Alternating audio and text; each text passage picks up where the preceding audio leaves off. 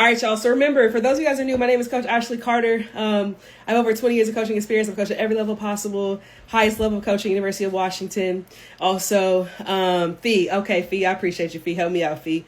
But coached at University of Washington, coached at Norfolk State, Hampton University, a few other places in California, and in January resigned from Division I coaching to go full-time into recruiting mentorship, where I help female athletes know who they are and help coaches feel confident recruiting that particular athlete, their strengths and their skills. So we're here because I want to help give you guys a easy way to understand recruiting, but also a resource if you're looking for that sort of support. So I do work with athletes ages 20, 31s now, which is crazy. I got my first 21 athlete, Kath, shout out to you. But I got my first 2031 athlete the other day. I'm shutting down my 2028s just for my program. Doesn't mean you can't get recruited. Want to be clear. But for my program specifically, if I want to help you, I only want to help athletes to play Division I. The windows that I like to work in is between that little 8th grade to 10th grade year. So once you finish 10th grade, I give you a little bit of leeway into the summer, and then we decide if we move forward from there. So the athletes in my program fit that sort of criteria, and that's where we are. I do have some 27s I'm getting ready to help get recruited, but outside of that, we're closing up the doors on 28. So want to let you guys know that. We got a lot of questions today, so I definitely want to get to them. As always, if you're new, remember, submit your questions to me either via DM or by a prompt that I put in my stories the night before on Monday nights. It allows you to go in and put in your questions and go from there. R23, Newton, Avery, good to see you. Good to see you, Brooklyn. Good to see you, Naj. All right, let's jump into the questions. So Brianna Gallegos, my girl from down south, I met her at Zoom into June. She wanted to first say thank you, Coach, for answering my questions, but also great meeting you at Zoom into June. So awesome. I got to meet so many great people in Kansas last weekend, and I'm super excited to meet all of you in Colorado, and I have a special gift for anybody that meets me in Colorado, so make sure whatever you do, say hi. But Bree also had a question. Bree says, should I go to an out-of-state D1 ID camp for my dream school in the fall without an invite as a class of 2030? That's a really good question, Bree. And as a 9th grader, you definitely want to be more targeted in the schools that you're going to that are in your top school. So you're on the right track. So 8th grade, we want to stay more local, but higher level schools, because we really want you to get a feel for what it means to be in an environment where you're getting evaluated, not just getting taught skills and drills, where they are actually evaluating athletes and recruiting them, things like that. Swing RX, welcome. Good to have you here, my brother. By the way, y'all, Swing RX, real fast. I just stopped my last statement. This book right here, y'all, listen, game changer. Swing RX wrote this book. It is amazing. So if you need help with hitting, he does remote lessons. He also has a book that gives you the game. It gives you a lot of good information to help you. One of my players, I recommended to him last week. Let me guys give you a little plug real fast. Last week, I introduced this athlete to Swing RX, my guy, Roderick. And as I introduced her to him, she had a drive to a camp 2 hours away. And so she was on the phone with him getting an evaluation. I talked to her today. She said he literally unlocked something in her brain that helped her hit better. She was able to perform that entire weekend in front of big schools like Cal and Berkeley and Cal Poly and Idaho and all the schools, because she was able to meet with him. So don't sleep on the fact that if you need support and help with softball and hitting specifically, you need to hit up my guy, Swing RX. Okay, back to the question for Bree. So Level Up Softball, my other favorite softball hitting coach. Also check out Level Up Softball. I got to keep going, y'all, but she's also amazing. Make sure you check her out. All right, so Bree, yes, in your 8th grade year, you would want to have gone to bigger schools locally to you. I don't want you on the plane, but I want you to experience what it means to be an elite level athlete in that space and know where your skills are compared to other people in that same grade, or at least that go to that type of school, right? In your 9th grade year, we're going to be a little bit more sharp shooter. We want to hit our top 5 schools, get out, see them, get on their radars early, so that way in the fall, it's a really great time to do it. That way you can start building that relationship in your high school season. And then in the summer, you get to get them come watch you play, right? And then we kind of build that whole thing up through your sophomore year. So Bria, 100%, you are on par with what I want you to do there. Misha, okay. Mish know a little bit about level up softball. I love that. Get some credit for that. Okay. So, number 2, Duran 818. I'm going to Colorado this weekend. I got invited to 2 camps. Should I do another camp or should I think she's trying to say decide. So should I do another camp or should I decide? I guess my question is, did you already sign up for the other 2 camps, or are you asking between the 2 camps? I should have asked that question, Duran 808-818. So if you're here, let me know. Are you asking, should you pick between those 2? Should you go to both of them? Should you not go to both of them? But here's what I'm going to say. Depending on your grad year, because you are already in Colorado, like, you might as well take advantage and get in front of these coaches. So if you have the financial means to be able to do it, I think if you're already going to be there, it's not an extra trip. You don't got to pay for more hotel. You got to pay for more flight. You might as well do it. Now, if you're 2027 and you're trying to go to a Notre Dame or some other school that's FSU and all those big schools, I would have questions about that. So that would kind of give me a little bit more clearance on what I would say to you. But in general, that'd be the general rule. So if you are 2030, 2031s, 2027s, or 2029s, go ahead and go to those camps if that makes sense. 2028s, maybe. It depends on your journey and what you've been doing so far. So that would be the answer to that. All right, Tisha Cross, good to see you. Long time no see. Softball Lauren, good to see you. Amber, good to see you. All right, y'all, so let's go to the next question. Emails. So this is from Rylan Tackett, I think, 2031. So she is going into 8th grade, and she asks, should she email coaches thanking them for coming to watch her at the showcase? And this is a really great question. I think this is something that needs to be confirmed before you do. All right. So more than likely, coaches are always going to be around your fields or at your fields. Not always, but there might be around your schools or at your around your fields or at your field. We never want to assume that a coach is there to see you, okay? So unless you have clarity from your coaches that they came to see you specifically, that's the only time you should email and thank coaches for coming to watch you play. Otherwise, you look a little crazy and they're like, I didn't come to watch you play. And then it just becomes this little awkward thing. So unless you know for sure, coach has told you, hey, I want to talk to this, I want to let you know this young lady's on my radar, let her know that I'm looking at her. That's the only time that you want to send that thank you email. So that would be my advice. But in general, after every tournament, you should be sending a post-tournament email anyway.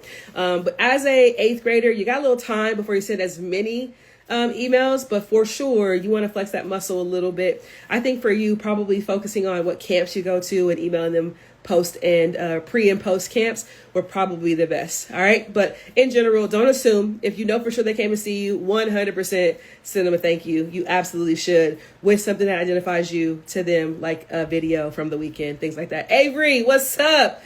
Game day mama, what's happening? All right, y'all. Next question that I got for you. Jules, what's happening? How should I start preparing for September 1st calls as a 2028 athlete? This is from Kimana. Kimana's in my program, so I think it's really interesting that she asked this question. I think it's good for all of you to know this question as you get closer and closer to this. So here's the biggest thing I want you to know. All right. We build up this really big thing around September 1st, and I even do it too. And I think it's important to be prepared for September 1st. All right. But remember that that's the first day that D1 coaches can communicate with you, not the last day. So as you go through this journey, if you do get calls on September 1st, you want to think about some things that you really want to know about that program.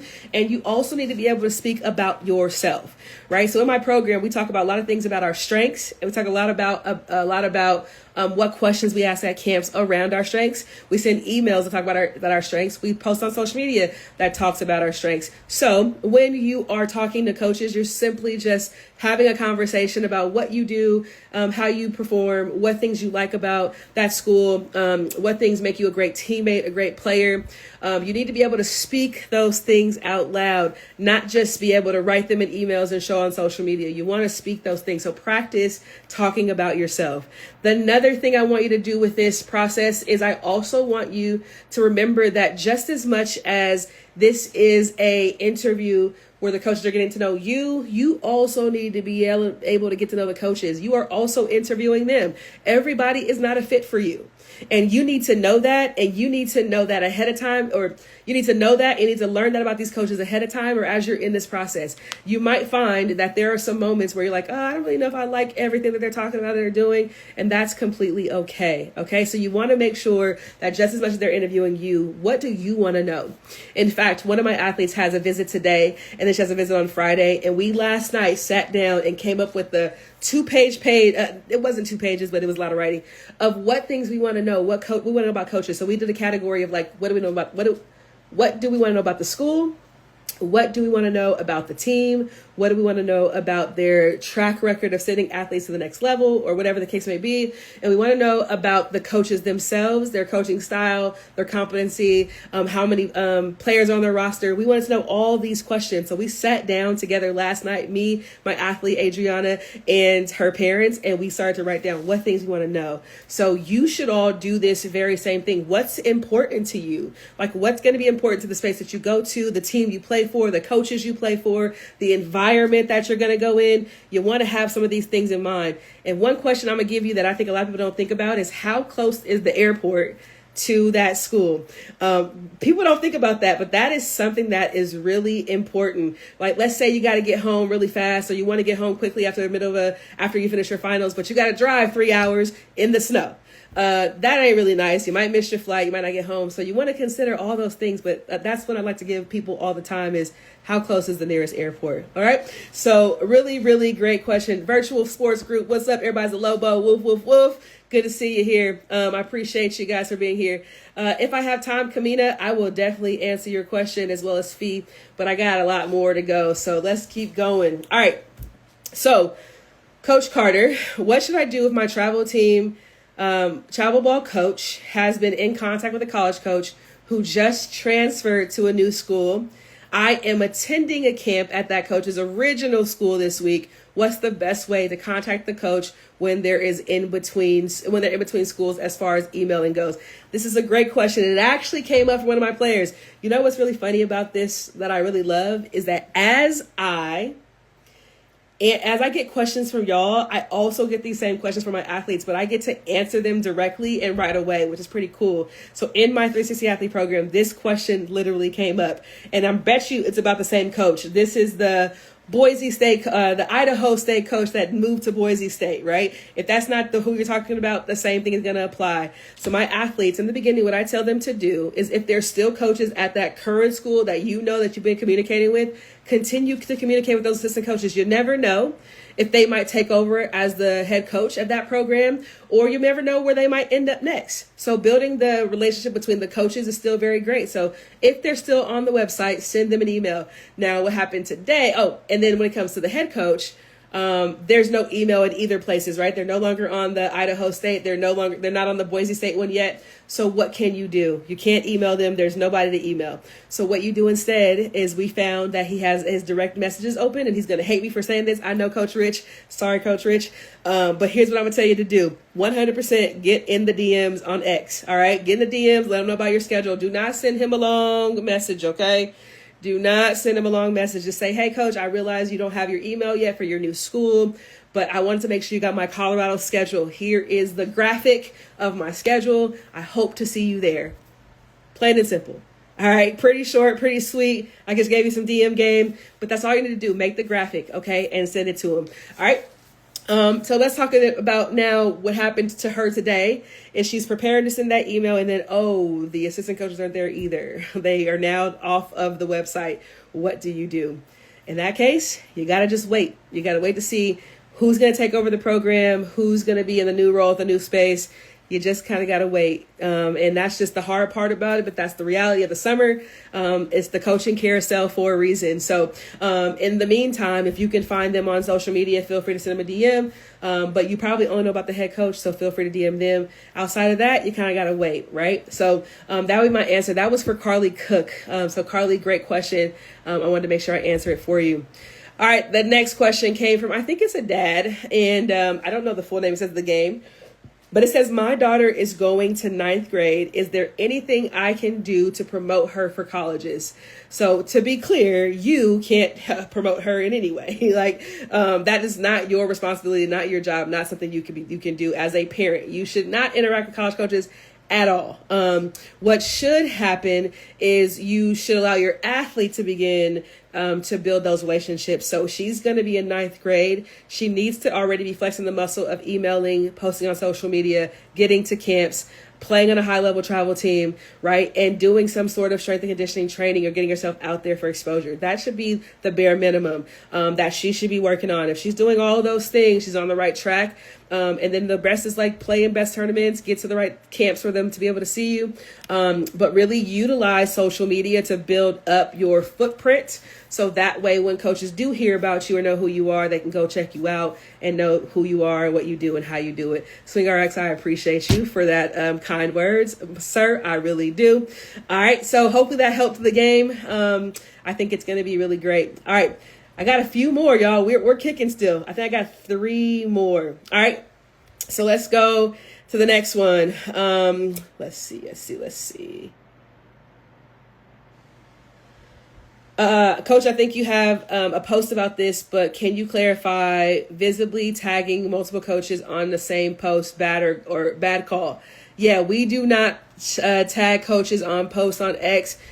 Coaches get jealous, man. And unless you are going to that school's camp or you're in a camp where multiple schools are at and you're posting your pictures from that tournament, like that camp, like this weekend in California, the Elite College Showcase Camp happened.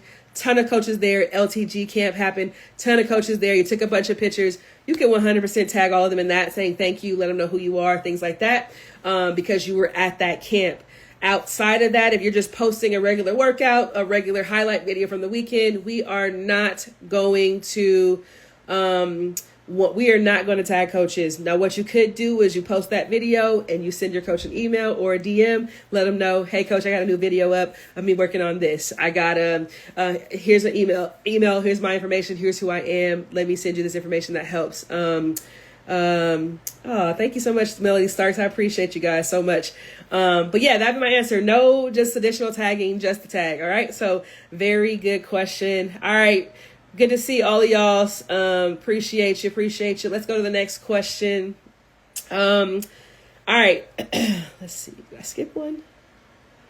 Okay. So this is kind of a sensitive one. I'm not going to say the name of this person, but something happened where a player basically played in a travel ball tournament game when their high school was supposed to be playing still or still in season. So it kind of got in trouble. The high school team didn't have their season anymore. It kind of got cut short, things like that. The question is, does that affect the player, their daughter, in their recruiting process? And I'm just going to be honest with you. Like, there is no coach that cares about the drama of what you do between high school and travel ball. I'm just going to be honest. Not really at all, right? Especially if it wasn't you that did it, didn't follow the rules, coaches didn't know. I mean, there might be some bad taste on the coaches if an actual coach finds out. But for the most part, no coach has got time to worry about you missing your playing in a travel ball tournament and missing your high school state game because of it. So I know the world, the society, the high school space, parents in that space are probably pretty upset and mad and all the things, but most coaches don't have time to really care about that. No one even is going to find out for the most part until you mention or say something. And then they would probably ask about the travel ball coach, like, bro, how come you did that to your team? And how did you set that up for that high school to make them not have to do that? But it would not affect the players specifically, if that makes sense. So I think that's something I wanted to just make sure I answer live and publicly. It's not something that coaches are going to be like tripping about because you're affected because you're a part of that team. Now, there are some things that a team can do that can create that sort of bad taste in coaches' mouths. And it's usually around sportsmanship. It's usually around the coach, how the coach treats the players. It's usually around how the athletes treat the umpires, how they show up, how they curse, what their music is like when they're playing music on the field, things like that. Those things are turn-offs for coaches, college coaches, but no one's going to dig deep enough to know anything about that high school thing until probably way later, and it won't affect your player. So I wanted to make sure I said that. All right. Question. I think this might be my last one. Let's see. Yes, my last one. All right. So this weekend was a big tournament. I'm not gonna say their name as well because I just think it's a personal message. But we had a big tournament this weekend. A lot of coaches were there. They were clocking my speed as a pitcher, but I did a really bad job, and so I just wanted to know if that's going to affect my recruiting potential. And is that a bad thing? And then also, is it okay if my parents say hello to the coaches? So as I mentioned before, your parents should not be talking to coaches unless they're the liaison for the team handing out profile sheets. And in that case, because they are a parent, the best thing to do, hand the profile sheet to them and walk away. Let the coaches evaluate, take notes, and if they have more questions, they can ask the coach or ask you if they want to know more. So besides that, if you're not that type of person for that team, parents, you should not have any action with coaches, okay? But let's talk about this other part, because I think this is really important, and this is a really great place to end today. It's something that one of my athletes asked me about as well. And so here's what I want you to know. If a coach was at your game and they were radaring you, more times than not, the coach knew who you were before they came to your game. And I know that that is an interesting concept to think about for some of you guys, because you guys hold so much weight to one moment of your game or one moment of the moment, and you make it bigger than it is. Remember, recruiting is multiple moments over time. Yes, some moments create more momentum than others, but it's still one moment at a time. And a lot of times coaches know who you are before you know that they know who you are. So they've been doing their due diligence, their research, and they actually want to see how you perform in games, how you make mistakes, how you bounce back. That is a part of the recruiting process, but something got them to that game. So sometimes what you have to remember is that whatever they did to evaluate you before got them to the game, right? They watch your social media videos. They know about your team. They know that the team produces great athletes. So I'm going to go watch and see what that team does, right? Or I'm going to go watch and see, oh, this player plays for that team. Let me go see what she does. Matter of fact, let me look at her social media and see how she works, how she develops her skill. So the same thing happened to one of my players this weekend where she didn't have a bad game, but she was at a camp and she was like, I'm really frustrated because all the coaches stayed at their one field working their specific positions and they didn't get to see me hit. Like, right, maybe the coach that did fielding outfield didn't get to see me hit, right? The person that did hitting didn't get to see me play defense, right? So she was really frustrated about the way the camp was run. And so she went to the outfield camp, and one of the coaches there was like, the outfield coach who she knows and he knows her. And he's like, well, I know you don't play outfield, so we'll talk while we do the drills. And so like for her, she was frustrated at the moment. And I was like, actually, I don't think you realize how much that actually means. He knew that you weren't an outfielder before you even got to that field. He knew who you were, which is telling you that coaches know who you are before you think that they know who you are. So one moment doesn't define a coach's interpretation of you, but what other things can they learn about you from the outside things, like your social media, like how you email, like how you treat your teammates, how you deal with failure? All of those things matter. But it really stems from this. And I posted this post yesterday, and this is where I kind of want to end. And this is the concept of like, recruiting doesn't equal your identity, right? And so if you imagine that you are doing bad and you think that that means you are a bad softball player, that's not what that means. That means you had a moment where you struggled. Doesn't make you a bad player, right? And moments like that happens. Let's go. Tony B of UGA confirms the pursuit of a player after seeing her strike out 3 times. I heard him tell that story at a camp.